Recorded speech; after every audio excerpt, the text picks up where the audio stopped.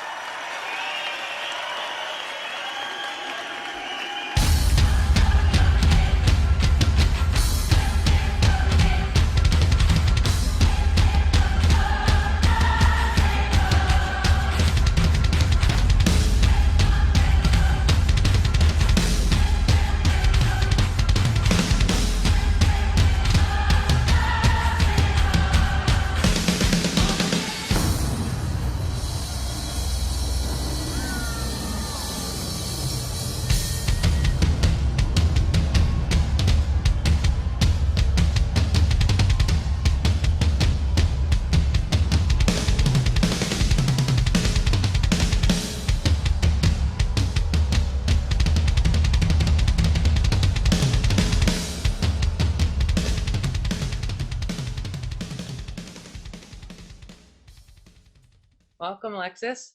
How are you guys? Fine, thank you. Thanks for joining the show today. Not a problem. I'm very excited about speaking with you and getting to know you a little bit better and letting people around the world uh, get a little bit more attached to you and start following you around. That would be great Oh, when everybody can start following everybody around again.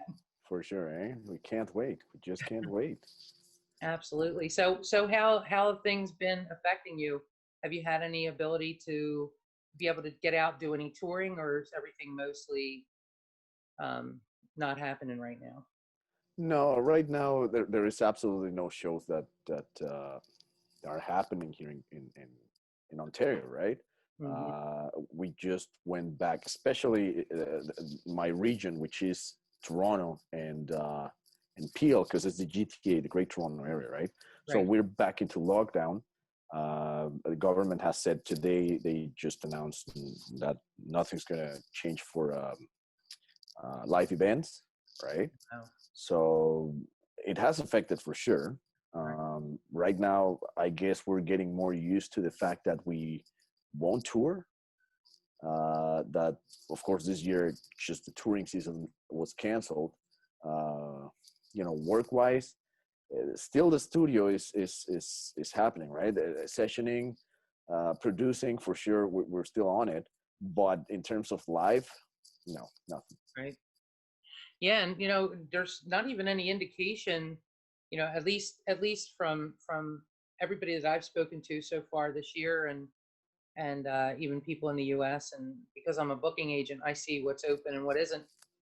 It's just like there's not even a light at the end of the tunnel, which is really honestly one of the reasons why I keep doing what I'm doing because I just I have a passion for music and I know that so many people do as well, and just not being able to go see your favorite bands perform live, whether it's in small settings or large arenas, has just been it's just been crippling for the industry and for people who love music. So it definitely keeps me focused on doing as much as I can and spreading the word as much as I can that you guys need to be supported because nothing's free. If you're in the studio, you're paying for it. If you're working on an album and it gets released, you have to have some kind of avenue to channel that information out to your fans.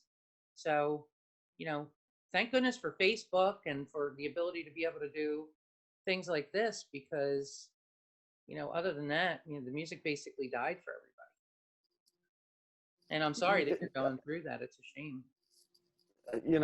I can't agree more with you, right? With the whole pandemic situation for not only musicians, right, but for everybody, right, every industry. But our industry was the first one to shut down, and probably is going to be the last one to go back in. Right. Which we know that there's always a cycle of evolution, right? We've seen it since the internet came out, and the whole streaming came out, and everything has just been evolving and evolving. So probably this is another of those challenges that entertainers, right, we have to go through it, because even though it's very nihilistic, the situation right now, still, like you said, there's chances, right? Chances of doing video blogs, interviews, Right. online shows. So it's just a matter of getting really creative and evolve, and uh, keeping as positive as possible, because again, it is very and very hard mentally and emotionally, Right. right? Right. And as artists, we're I guess we're pure emotion, because that's why we do art. I don't know if, Exactly. Yeah.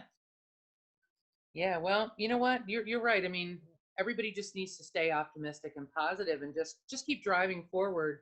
Um, and I love the all the pandemic videos that have been coming out by the different bands, and it's their way of staying relevant, staying in touch with their fans while they're going through this. And I really think that it's made bands a lot more relatable in the public eye than ever before, because you know they're showing their vulnerability right now. They're showing how this has impacted them from a financial perspective and from an emotional perspective too. So you know uh, sometimes good things come out of bad things, and I think that that sense of vulnerability and putting themselves out there on a personal level with the fans is really something that's going to go a long way. And I'm hopeful that this is one piece that we can take moving forward, so that we don't forget that that one-on-one interaction with your fans means a lot.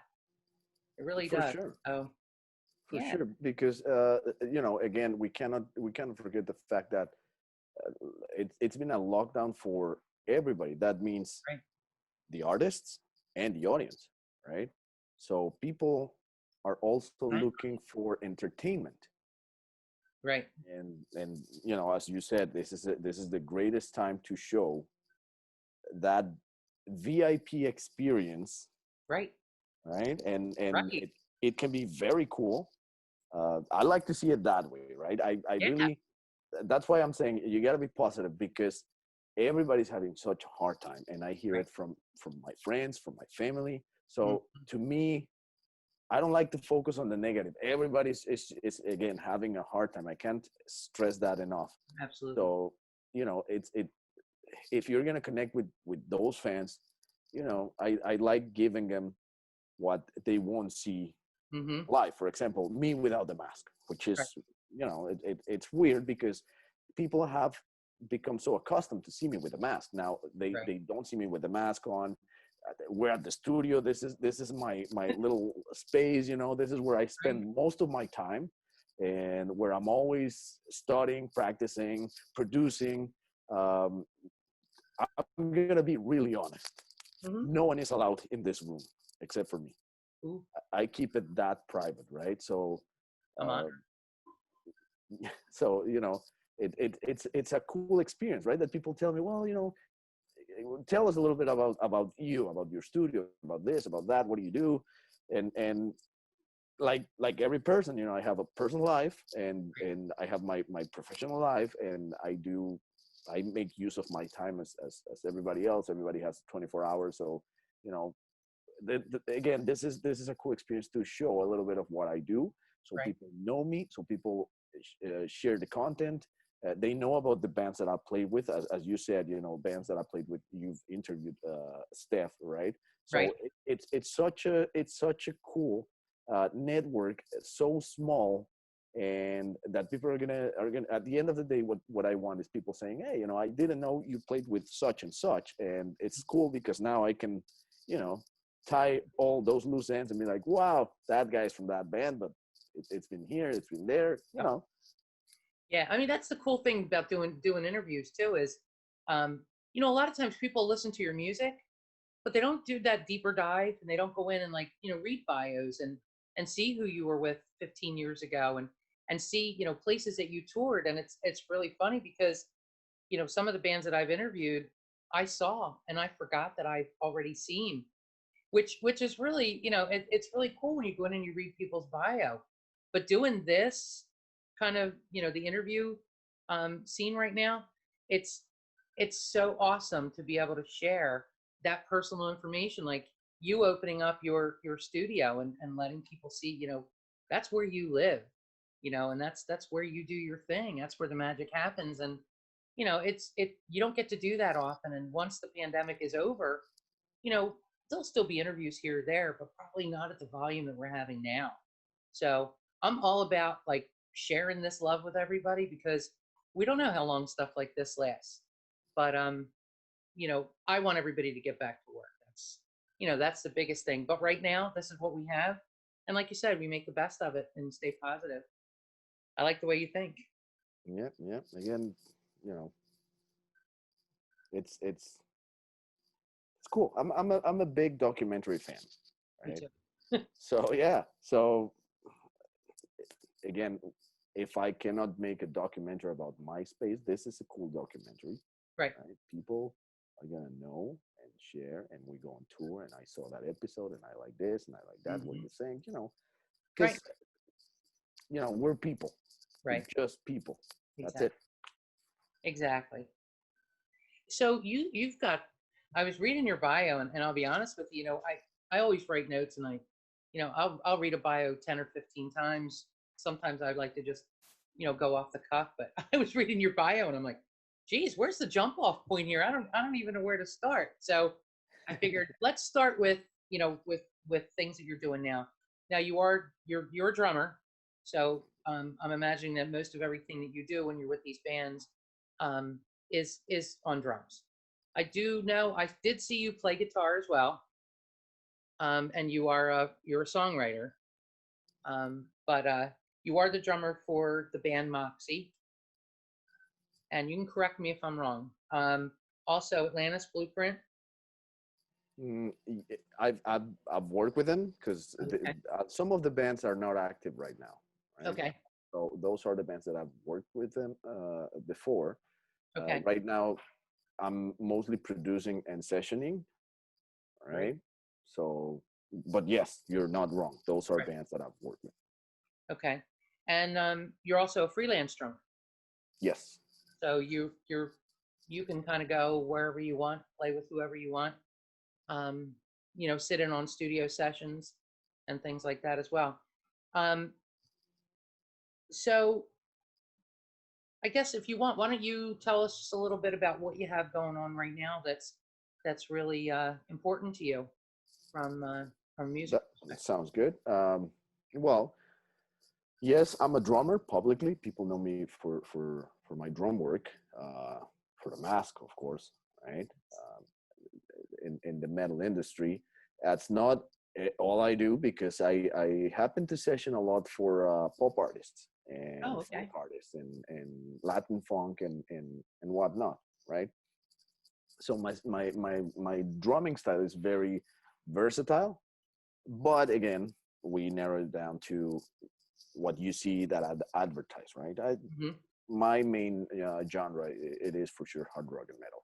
Um, saying that, or once that it's been mentioned, right now, since a lot of bands sadly are just not planning on coming back, there's new projects happening.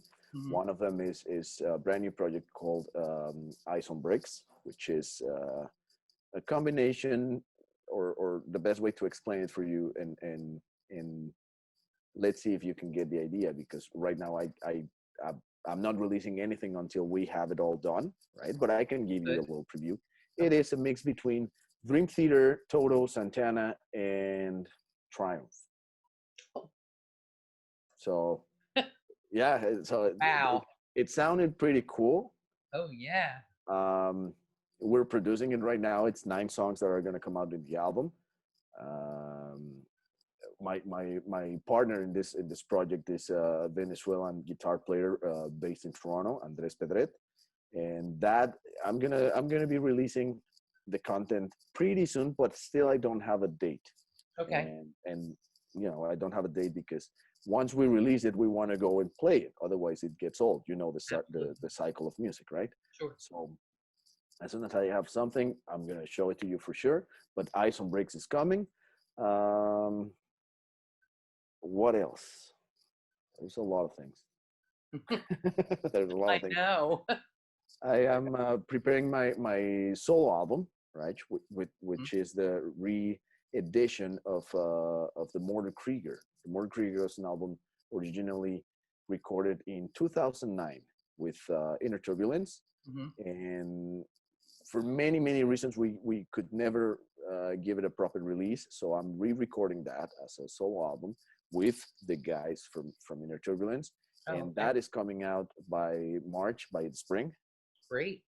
Right, so that is going to be something cool to check about, because it's going to be the original songs but a little heavier on drums.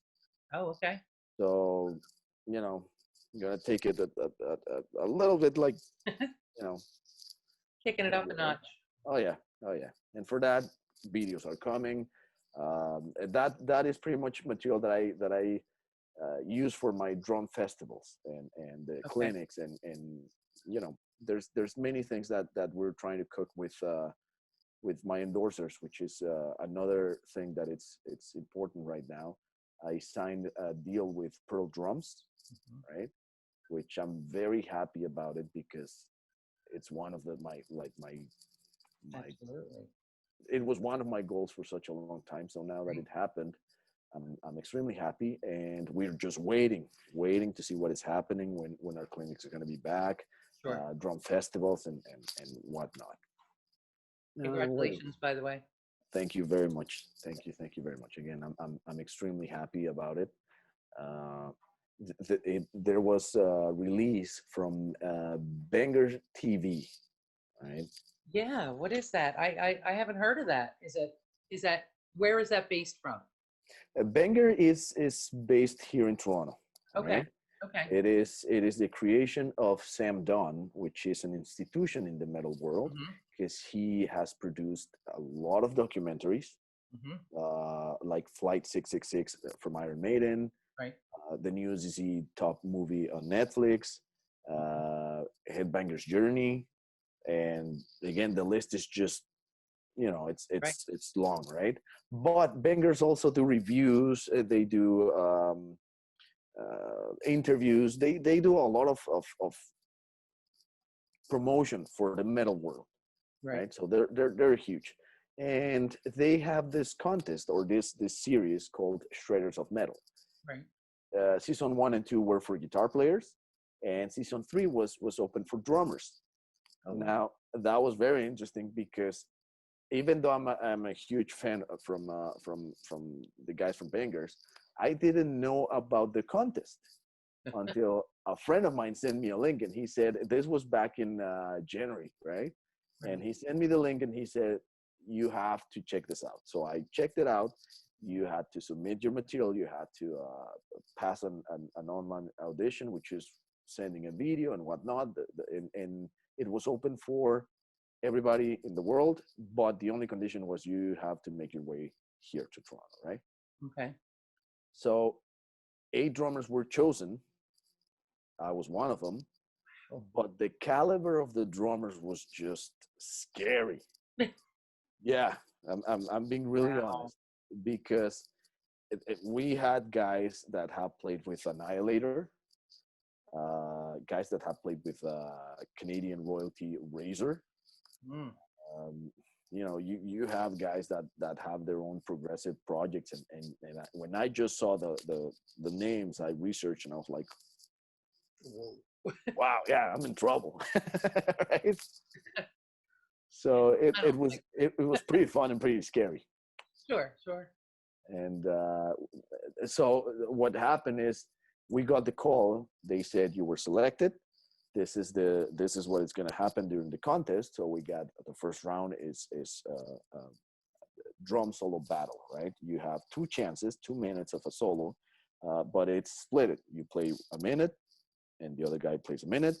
A little feedback from judges, and then a minute the other guy, and you finish up with the last minute, right? Whew. So it was a face-off, Right. and then one got eliminated, and then you went semifinals. Semifinals was a backing track, guitar backing track, so you had to arrange drum parts for that backing track, And again, it was 1-against-1 to the finals, and the finals was a solo trade-off, right? Oh, wow. And it is pretty cool. It is now all released on YouTube. And if you just type Shredders of Metal season 3, you're gonna see the third season, or the 3 seasons are there, right? Right. And you know, I have received a lot of good comments about what we did, all of us, because that was again Right. very scary, and I'm not gonna give you spoilers, so No, no, people because as can go soon and as I'm watch it. done, I'm watching it. Oh yeah, there you go. Absolutely. So again, it's pretty cool, right? So that helped me a lot to um, expose myself to not only worldwide, but bangers is very big in the states, right? For the metal industry in the states. Oh, yeah. So I've seen my social media gone up. I've seen my ratings on YouTube. You know, everything is just skyrocketing, right? Which is it's really cool. It's pretty Sure. exciting. Oh, absolutely. Oh yeah, That's great. What an opportunity. those are the kind of opportunities that I've always said. You know, I was again really nervous, right? Hmm. But those are the ones that I can't just let, Oh, no. you know, not be part of it, right? I Right. cannot just sit down and be idle. I see them and I gotta go, right? It's Right. something that it's been It's part a of my life. rush. I love the thrill. Oh, yeah. And to be a part of something like that, when you had said you were into documentaries, why not put yourself into one? Because basically that's, it's what it is. It's documentary of what you do for a living and what your passion is. So, And and like you said, judges, we had Chris Adler from Lamb of God, right? wow. Oli Bedouin from Cataclysm, Canadian royalty metal band, and Sam Dunn, which again is one of my, you know. Wow. So being there with that line of participants and then the judges, I was just, it's good that I'm wearing the mask because you Right. cannot see my face. It would have given it all away. Oh, yeah. Yeah, for sure. That's awesome. So, what is what would you say your style is as a drummer? I know that you said you're playing in different genres and everything right now, but if tomorrow came and you only had one avenue that you could follow, which would be something that you would prefer over all the other types of genres to play? If I had to pick one, Hmm. it would be metal, right? Right. Like, I love to play fast. I love to play hard. I've Right. been told that I'm the loudest drummer people have played with.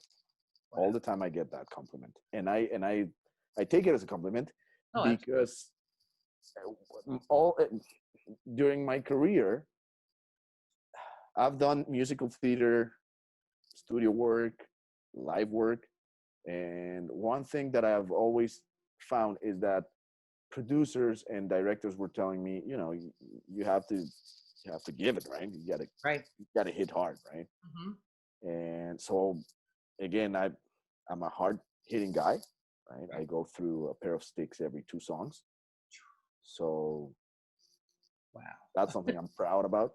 Absolutely. And it's what I really like. Now, having said that, playing funk, playing Latin jazz, playing all these other genres, they're cool and Hmm.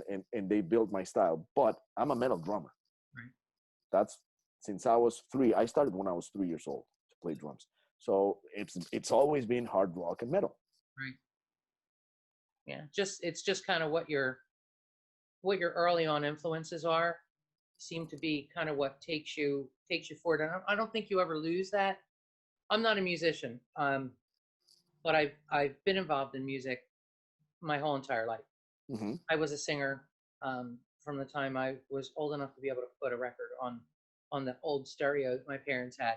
So and have been to thousands of concerts, and that appreciation of seeing somebody do what you know is their true passion, you can't mask that.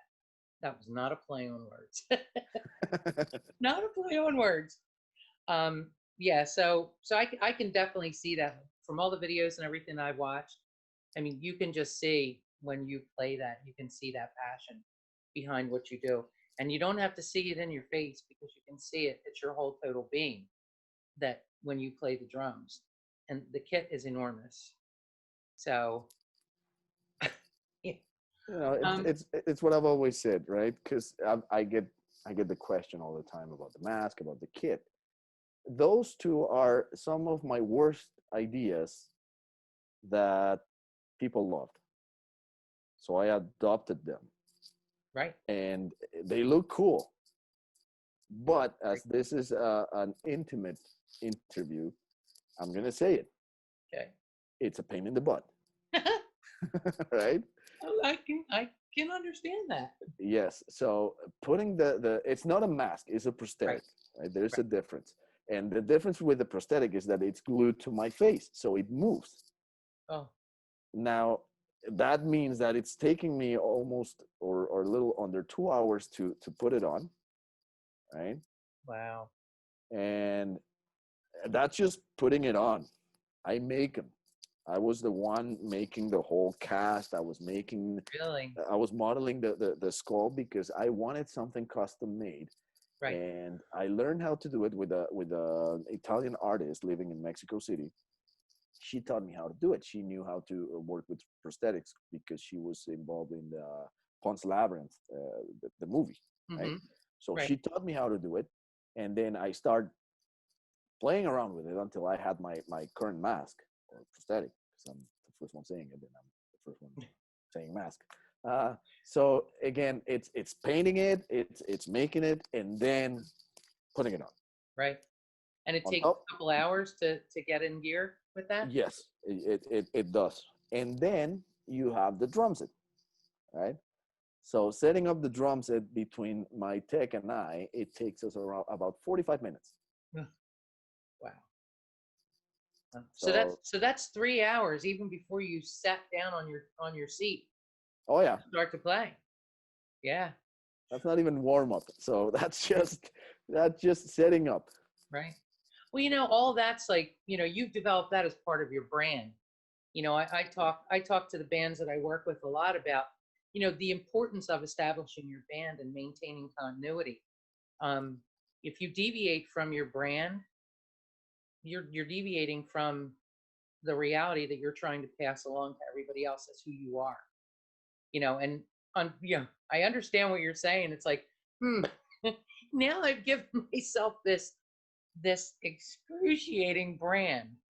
But it's kind of like when Kiss took their makeup off.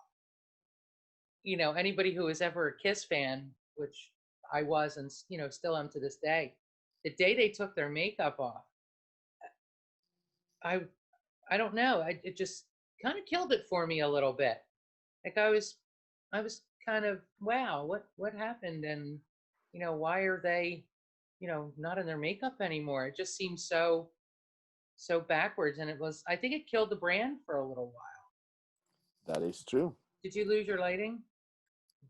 Apparently, There it's gonna come back. Let me turn out. No, there it is. you are. I Hang have on to, one second. I was going to say I will have to put you by candlelight or something. It's getting very intimate. That's what's happening. Right? That's right. Hey, you can't say my interviews aren't fun, and we try to keep it creative. We're actually, my editor and I are actually working on a blooper reel. Uh-huh. So maybe your lights out just went into the blooper reel. It's all rock and roll, right? That's Everything that right. it, that that might go wrong will go wrong. That's the Oh, law of this industry and everything. absolutely. And I'm sure you've seen that happen. You've seen probably anything that can go wrong will go wrong when you're on tour. Always when you're on tour. Yep. In the worst moment, Oh, right? absolutely. Right before you get ready to go up on stage, something happens, or you'll get a phone call, or yeah. I did a brief tour for the first time last year, Mm-hmm. and what an eye opener! Gave a whole new appreciation to what musicians, to what roadies, to what road managers, to the tour manager does in the course of the day. And I'll be honest with you, our tour was 6 days long. I came home and I wanted to sleep for a week. I said, this is not for the weak of spirit or ambition, because it's, it just makes you admire. It makes me admire musicians so much more because, I lived it for a little while and you guys do it. You'll do it for months at a time. I don't know how. and for years and years, because I'm just gonna tell a quick story now that we were mentioning that Sure. everything that can go wrong will go wrong, because something as tiny, right? uh, we were playing a show, and for me, I'm very meticulous because I hate when something goes wrong. Right. Like, you cannot allow it because you've got people, right? And people Right. deserve the best show at your best, you know. Right. So that's your obligation as an artist, Right. professional artist. So um, I wear in-ear monitors for the shows, Mm-hmm. right? For the backing tracks, Right. and I have a couple pairs with me because one I might lose one. I don't know, right? So I have a couple on my stick bag. I have a couple on my backpack. And that night we were having so much trouble with some cables, and the sound guy was getting stressed. And that day in particular, my drum tech wasn't with me, and according to me, I had everything under control. So when I turn and we're about to go on stage, I look at in my bag and I cannot find my main set of in-ear headphones. Oh no. And I'm like, okay, I got the spare ones. And they're not in the zipper that I always keep them. I'm like, okay, that's very weird. Oh I no. think I have the ones on my backpack. And they were nowhere to be found. Oh no. Yeah, and I just started thinking. I'm like, oh no, do I have my earbuds from the cell phone or something that I can use? And I'm just checking. I cannot find anything. And I'm like, oh, we need the backing tracks, right? Right.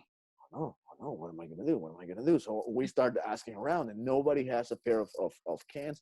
Like, there was nothing. Oh no. And suddenly a friend of mine is like, here's my cell phone headphones. I'm like, sure. So I put them on. Amazing. We played the show. I could barely hear. I was trying to rock the set, but Right. they might fall, right? They're not the inners that they go, They go securely. in. Right. So anyway, show finishes, and I am really mad. I can't allow myself to have those kind of mistakes. Right. When we're packing up, I go to my bag, and there are my in-ear monitors. No. And I'm like, I searched for them. They Right? were not there. They were not there. Oh. And it seems like, uh, I don't know, someone took all of them. And when Right. I was searching for them, because when I went back and searched for them, they were there, all of them. And I'm just thinking, how did I miss them? Yeah. There's Probably no. got yourself all worked up when you couldn't find the first one, and then it just blew it for everything else. Oh yeah. And Oh, to this day, that story is like, no, no, no, it cannot happen, that right? So can never now, happen again. now I have another system. I have them all in the same zippers, and I have an extra pair always hanging on my jeans. Oh, there you go. So again, Right. You're I cannot prepared have that. now. You're prepared now. Yes. Oh yeah, especially with how hard you play, with how heavy you play. How are you ever going to be able to hear what your vocals sound like and how you're blending with everybody else if you can't hear you? And the backing tracks, It's again, you play impossible. with backing tracks, and Right. a band that has to use an orchestra track, or whatever you have, right? Right. You cannot just say, well, we're not going to play the backing tracks tonight. No, no, no. It No. sounds horrible. Right. Doesn't work like that. Wow.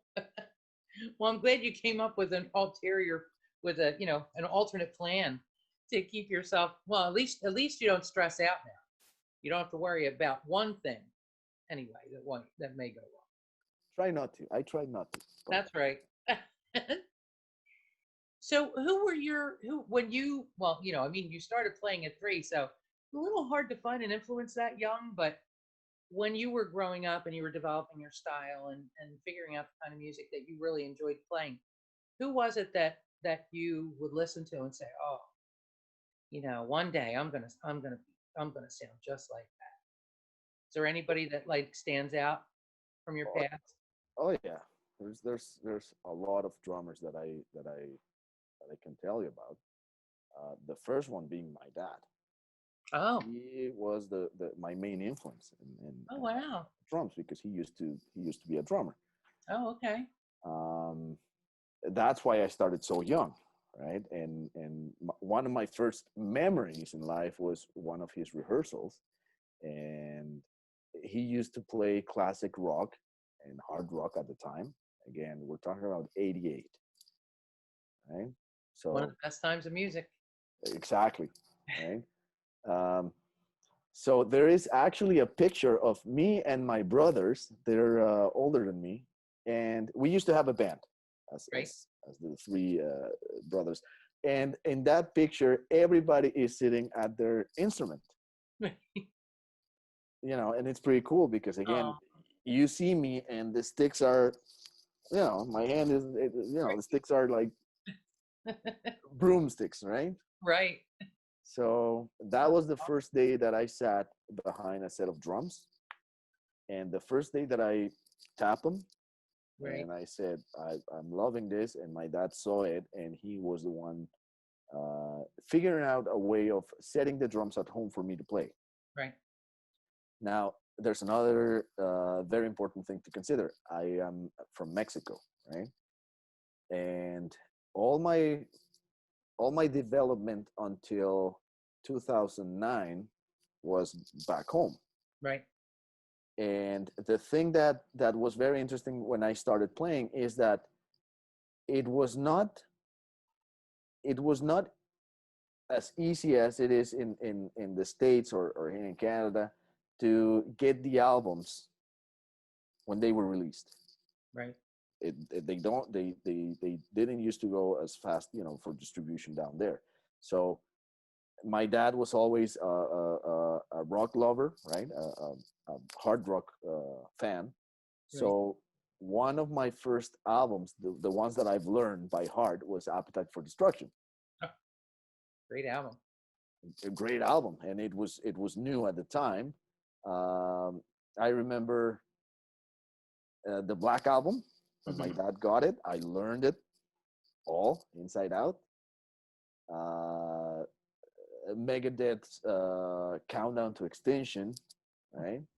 And then one thing led to the other because you're talking about very different uh, bands, very different Yeah. kind of playing. Hmm. Dr. Feelgood, for example, I remember that album when my dad bought it. I don't remember if it was new or not, but I remember it was a close to 91 when we got it, 92. Yeah, and again, just playing what Tommy Lee used to play, and it being so young, right? Not Right. understanding everything, but I was just a sponge. So I just mentioned you a couple drummers right there: Steven Right. Adler, Lars Ulrich, Tommy Lee, Tico Torres from Bon Jovi, Hmm. and that was the line that I was following until at school I Right. had a friend who had an older brother, and he was into European metal. So then I started listening to faster bands like Halloween, Hmm. Accept, um, Stratovarius. Hmm. I don't know, like more speed metal, and Right. I Right. just freaked out. Right at 9 years old, I just all I wanted to do was to be able to get money to buy a double pedal Right. because everything needed double pedal, Oh, and I absolutely. and I went and I worked. I worked so hard to get it, and I got it. Sat on the drums. I used to sit on the drums after elementary school. We used to come back, have something to eat, play for 4 hours, and do homework, and then play a little bit more, and go to bed. And that was my childhood, Oh. right?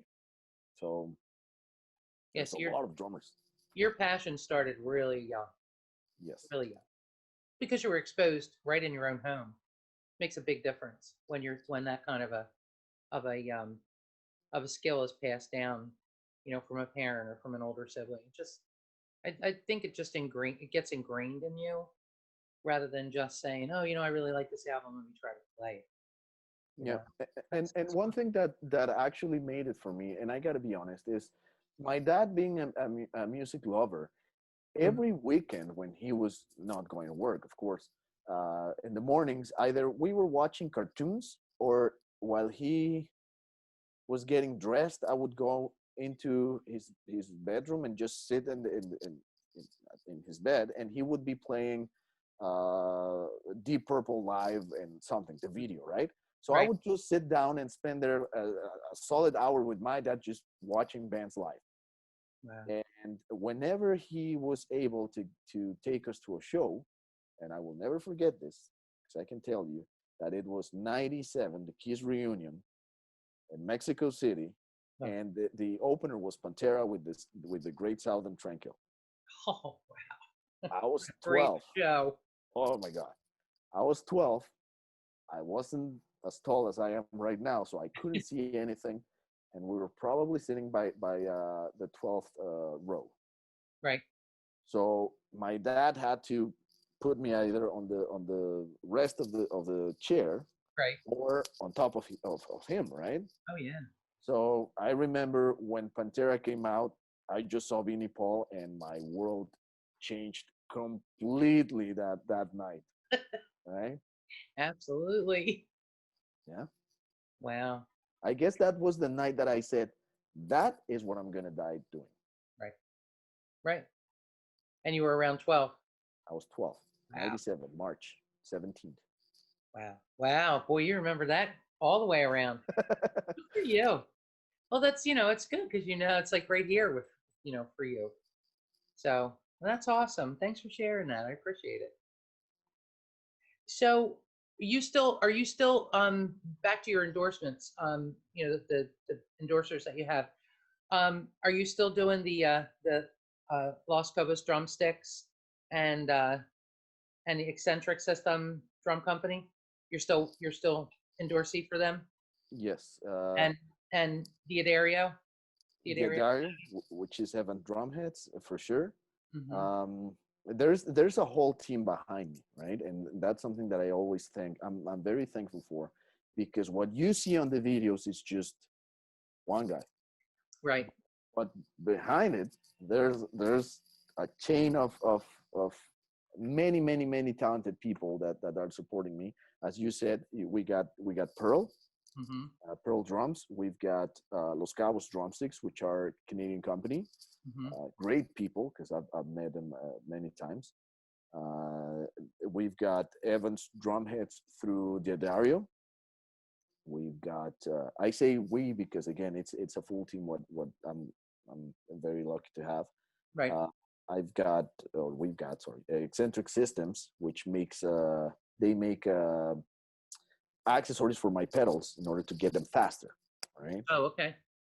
GS Custom Heads, which they take care of all the printing of my bass drum heads. Mm-hmm. I got GDA branding, which is designing for all my image, right? Because again, I got people who print the hits, but I need someone to do the cool thing, like putting the Aztec calendar or Right. graphics or whatnot, right? So Sure. GDA, um, DX drum bags, which are all the cases that I take on tour. Um, Souls of Rock clothing. Uh, I don't want to leave anybody behind. Wow. It's a lot. It's a lot to remember. It's a lot, yes. So if I'm leaving somebody behind, I'm very sorry. Those are the ones that I remember. Right? Yeah, I think. Yeah. And you've been doing like a lot of podcasts and interviews too, huh? Keeping Hmm. yourself keeping yourself busy with that. That's great. So tell me a little bit about Hollywood Monsters. It's funny because I've had I think I've done 3 interviews so far, and not so far, but I've done 3 interviews that I can remember that people in that band were somehow in or out of Hollywood Monsters. So tell me about it. That project, it's it's one of the coolest stuff I've ever been involved with, right? Because the main lineup is Steph on vocals, Ronnie on bass, and Vinny on drums. Vinny Appice. Vinny Appice. Yeah. Right? I've always had troubles with how to pronounce his last name. Well, so. it's because one brother pronounces it Appice and the other one pronounces it Appice. Right? So they totally messed me up. And then I've heard Appice, and then I've heard like, Right. So Vinny playing drums, which again, I've been a fan of that band before I even knew that I was gonna play with them, right? Right. So funny enough, Ronnie, which is the bass player based here in Ontario as well, in Toronto, we've worked together in other projects. Right? We know each other, but I remember that one time he was like, "Oh, I'm working in this project, but I cannot tell what's happening." I'm like, "Fine, keep your secrets, right?" Right. and suddenly he sends me a message and he says, "Would you like to track a song?" But he never told me what was it about. Oh. And I'm like, "Sure, I'm always up for it, right?" I'm like, "Sure, send it." So he sent the song, and it was a hard song, right? A metal song. I liked it. Right. I heard the vocals. I'm like, "Who's that?" Like, "Oh, just track the song and I'll tell you later." I'm like, "All right, well, keep your secrets again, right?" so I tracked the song, and then when he received the song, he said, I love it. This is who's singing," and then he introduced me to Steph, and they told me this is for Hollywood Monsters, and I was like, "No kidding!" Right. So I got really excited because at the time I remember that we still didn't have the solos. I have no clue. I had no clue that it was going to be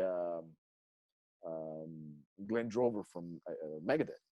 Oh wow. Yeah. So yeah, exactly, right. Wow. So You at were the time, I'm oblivious to all of that. I just know it's for Hollywood Monsters. I'm excited, and then they send me the final version. I'm like, holy, this is cool, right? That's it. Yeah. And again, that project is very dear to me because the names that have been involved in the project, it's some musicians that I've always looked up to, like Roland Grapple from Halloween, Mm-hmm. one of my favorite guitar players. And again, I also play guitar, and he's been a reason why I started playing guitar. So seeing my name among them, I'm like, Oh yeah. wow, right? Right. It's always a thrill, and probably that's what it's always keeping me doing something, because I love the thrill of what's going to happen this year. Oh yeah. So Oh yeah. it was pretty cool. It was the bonus song, the one that I recorded, Best You Can Get, right? Mm-hmm. And it's on the third album, if I'm not mistaken, because I'm losing count of how many albums Hollywood Monsters have A lot. released. A I'm lot. pretty sure this is third, Thriving on Chaos. So, Okay. I'll have to check it out. oh yeah. That's awesome. It's so funny. Like I've never asked this question before, and you may have already kind of answered it a little bit, but I think I want to add this question in to people that have been accomplished like you so far and work with so many people, and you've been exposed to so much. If you had to look back at one person that you met during your whole life experience of playing, that when you were introduced to them, or they walked into a room and you collided, or however, that you couldn't keep that embarrassing kind of smile off your face, because behind that smile, all that was going in your head was, "Oh my God, oh my God, oh my God," like this is the man. You actually saw beams of light coming off that person when you met him. Did you have one of those experiences already? I've had many of those. Many? Wow. Yes. That's So, fantastic. Wow. I've been extremely blessed with meeting most of my idols, and I become a fanboy at right that moment. I'm like, Right. Right. what is happening, right? they talk to me and they must think that something's wrong with my brain because I can't even say a word. Right. Your eyes feel like they're like this big around. Oh yeah. Oh yeah. You know, Nico McBrain, when I met him, I was like, Ooh. yeah, right. I'm like, my brain is like, speak. I'm like, I can't. all right. I Vinnie can't. Paul, Rex Brown, Pantera, Achilles Priester, so many. But I guess your question, I might change your question a little bit Sure. because there has been in my life, besides my dad, one person that I owe. If it is not most of my success, it is all my success in Canada, right? And that is a dear friend of mine whose name is John Long, and he was like my Canadian father. Okay. He had a lot of contacts. I'm saying this because he died a couple years ago, and I loved him dearly, and it was a very hard situation, which I'm not going to get into right now. But again, he was the one who saw me playing on an open mic in this very remote bar in Toronto. I must say that, you know, it's not the kind of bar that I would go, but that night I was like, why not, right? So I went and I met him. I met him there, and he changed my life. Wow. He loved what I did. He loved my playing. We talked for hours. He became one of my best friends. He became my mentor.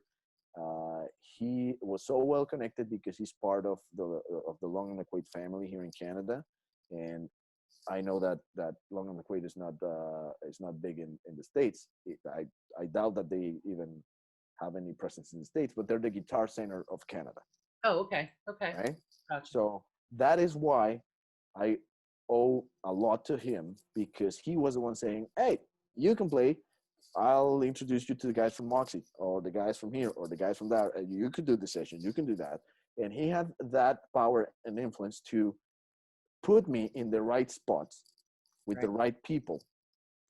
And he never asked for anything else than me doing my best and promising that I would always do my best. That's amazing. Yeah.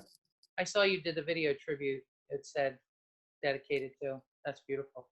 That was a song that I wrote for him. I had a feeling that's what you were going to tell me. Yeah.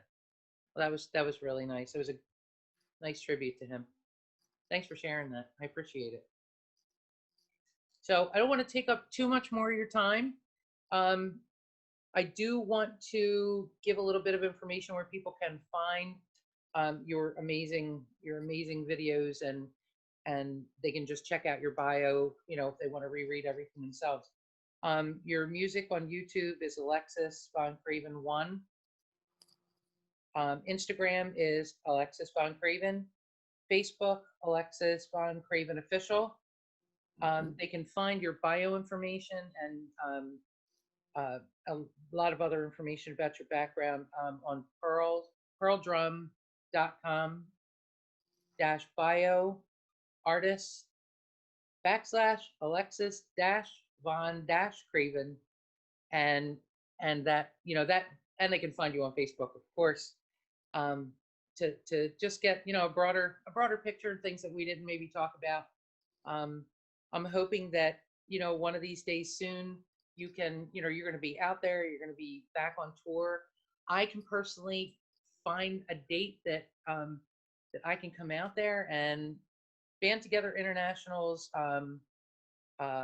stretch goal right now is, after we get maybe 50 videos under our belt, we're going to start going on phase 2, and it's Band Together International, the live series, where I'm actually going to circle back with the bands that I've spoken with, that I've been promoting for months and hopefully a lot longer than that, and go to where they're playing, do an interview before they go on stage, and then, you know, record some of their live performance to go on our YouTube channel. So we're excited about that. I hope that one day I can come to Canada, which is a place I have never been, I might add, and I've always wanted to go there. What? And